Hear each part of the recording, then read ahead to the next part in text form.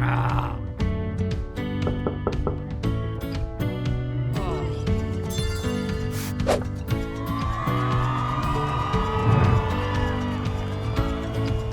welcome to TGIM TV, our very first episode. You know, just 5 years ago, I wrote the book, Thank God It's Monday, Your Weekend's Not Enough. And we did that because so many people are wanting to live their life with purpose and to live their life differently. Hey, I chose this location with this beautiful backdrop because this is the city that I grew up in, the city of Wollongong, the region of the Illawarra. And I can tell you, it is spectacular. Rainforest, beaches, bushland, and of course the people. And throughout TGIM TV, we're going to be talking to people, literally, there are thousands of people across this city with stories. Some are famous, some not so famous, but all of them with a story to tell.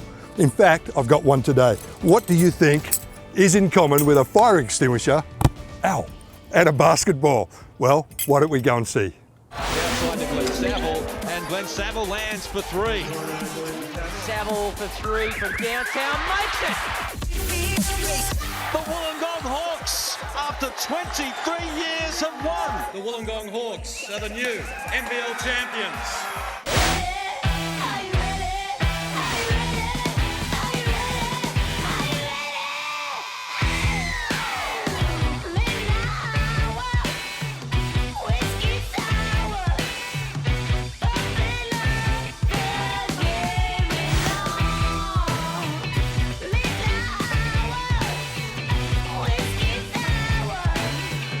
All right, well, we are here. We've interrupted the main man, Glen Saville, shooting a few hoops. Sav, good to see you. Great to see you, Paul. You're still doing this after all these years. Barely. It has been a while since I shot some hoops. You know, we kind of worked a bit together over the years. I thought maybe we could have a little bit of time together. I really thought that was a Sydney Kings jersey you had on there. I thought this is going to be a real battle. The Sydney Kings.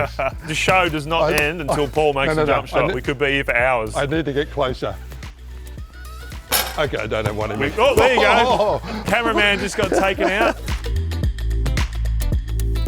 You played for Australia a couple of times? I did, yes. So you played against a dream team, right, at some point? Yeah, well, I wouldn't necessarily call it the original dream team, but it was the dream team that I played against. So obviously some superstars. So anybody famous that we might the jersey you're wearing right now, Kobe Bryant. Really? Yeah, Kobe Bryant, Dwayne Wade, LeBron James. So LeBron James? Some pretty big names. Hey, whoa. Yeah. So you played against LeBron James? From downtown, here comes LBJ!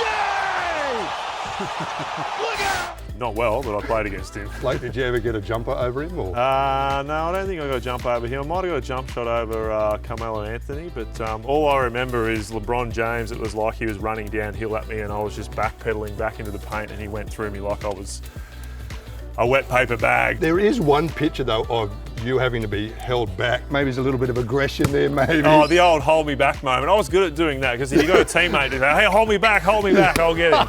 All right, so let me have a shot because I have not got one in. There you go. Hey, come on. I'll guard you. See if I've still got it. Oh, there you go. Gee.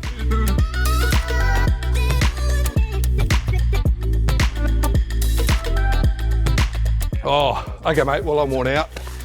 Went ahead and try and get a coffee. Let's do it. Okay. Can we get a defibrillator out, please?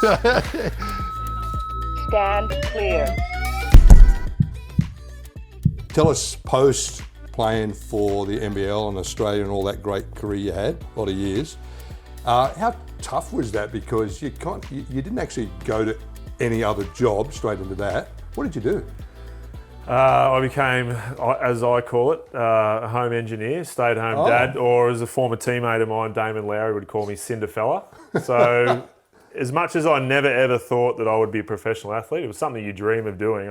And you know, lucky enough, I got to do that. That was my job and my career. I never saw that one coming. I definitely didn't see stay-at-home dad coming. I didn't think that would ever be a career choice. But at the moment that we were in, our boys were 2 and 6 months old, and my wife Angela had her business that she'd started, had been running for a number of years, and it was her opportunity to grow her business and do that and put all her effort into that if I was at home with the young kids. So Hey, I got this because this is your. You need to press play. I'll let you do it. I want you to watch it and tell me what you think.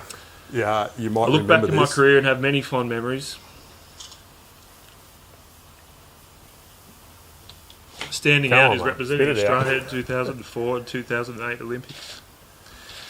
The 2010 grand final This is appearance, painful. Can we skip as well as through it? bringing home Wollongong's first NBL title in 2001.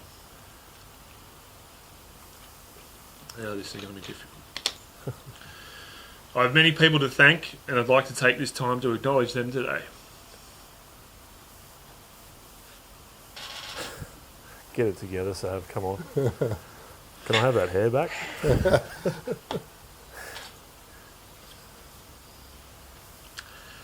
First and foremost, to my parents for the sacrifice and commitment to give me the opportunities to develop as an athlete and as a basketballer. Are you guys ready? With Without the tissue them, box now? Because it's I would not be where I am. I might break down again. Yeah, that's all right. To my wife Angela and my two beautiful boys, Riley and Flynn, for their continued love and support through this very tough time. I love you very much. What was that moment for you? What did you feel? What were you thinking at that point? Well, it was probably a culmination quickly of all of my, my upbringing and how I got to become a professional athlete and the reasons why I got to become a professional athlete. And it all came to a screeching halt because I'd had a knee injury. My plan was to finish out the season, so I knew in my mind I was going to retire after that year, and I'd spoken to Gordy McLeod, the coach, about it, and I was going to wait for the right time to do it. And in my eyes, I was happy just to wait till the season ended and then say, it's been great, thanks for the ride. So then when I, within, probably 48 hours, go and see the surgeon, and then he'd say, you're probably going to be out for a couple of months now, and then sitting with him and saying, oh, that's the end of my career, to going home and calling family and speaking to them, to going to a press conference and saying That all happened in that sort of... and it's all right. so Wow. I think that's probably where the emotion comes from, because it's gathering up all that time and all those people that you're involved in your sport, and like I mentioned, my wife, my kids, my parents, and all those people that played such an important role. And it's making sure you thank them and making sure that you let them know that without them that would never have happened. Now you've just become a fireman. I have. Yes. So wow. Recently, only probably 10 days ago, officially I finished at the academy. And when you do talk about your life, we've spoken about my life and all, and what I did. So essentially, I left high school, and I was 19 years old, and I played professional sport till I was 37. And then part of the way through my life, I thought, well, through that career, I thought to myself, is that what's a career that I can do that balances everything that I'm doing now? I was so fortunate; I got to go to training each day. Yeah. Put everything into it, play games on a weekend, and get paid to do it. Like that's the dream. And then what's another career path that is going to challenge me every single day? I'm going to be involved in a team. You're going to be involved in going to work and being in certain situations that you have to work together as a team in a common goal. And that was to be a firefighter. And I wanted to do that.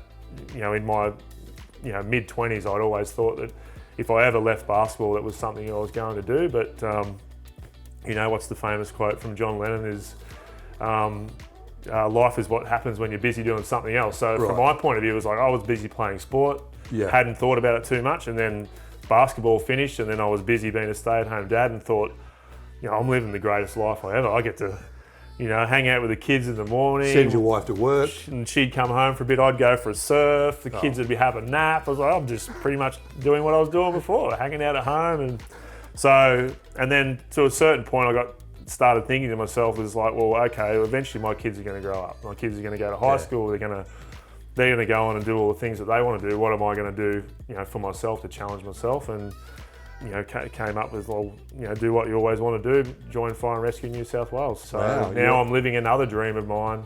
Glen Saville, the fireman, not the basketballer. What are the consistent values that you live by every day? Consistent values are, we are what we repeatedly do. Excellence, therefore, is not a single act, but a habit. Not my quote, that was Aristotle's quote. Yeah, but, right, okay. But that is something that I spent my life doing. So, when you go to the basketball court, or you've got, you're constantly working on skills and habits. The thing is that you consistently do it day in and day out, and that's what you get up for. And that's what drives you to go to work or go to do those things like each that. and every day. So Good. Well, Sav, I think you are definitely somebody that sees your life differently every day. So we've got these glasses. Everybody wants these. Thank God it's Monday glasses. Join the club. my pleasure to be on board. Yeah. Look natural. They enhance your look, I think, actually. Yeah, no doubt. Well, anything that can help us at our age, right? Of course, yes. Yeah. Is that all after all these years, who would have thought? Well, it's been so great to have Sav with us today. Hey, just want to say thanks so much for joining us on our very first Thank God It's Monday TV. Good on you.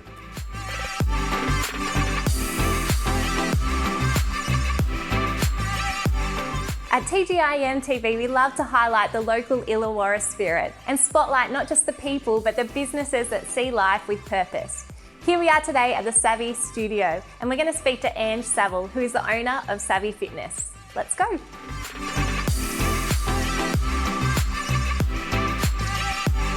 Okay, so here we are with Ange. Thanks so much for joining us today. Thanks for having me. So Ange, tell us, why did you start Savvy Fitness? Look, I recognised that there was a power in movement and how it made people feel. And so Savvy was all about getting people to move and experience that for themselves. So good.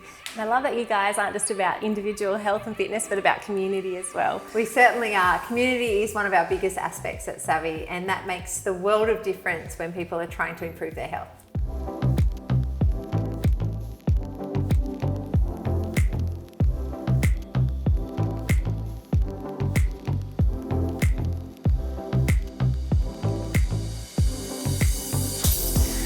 So Ange, it's been a big few months for everyone and it's forced us into lots of changes. What does that look like for Savvy? Oh look, it certainly has, and we've just had to adapt with the times, and we've had to move all of our services online at this present time, which has been an interesting journey. The good thing is that we had an incredible membership base that really stuck by us and supported that.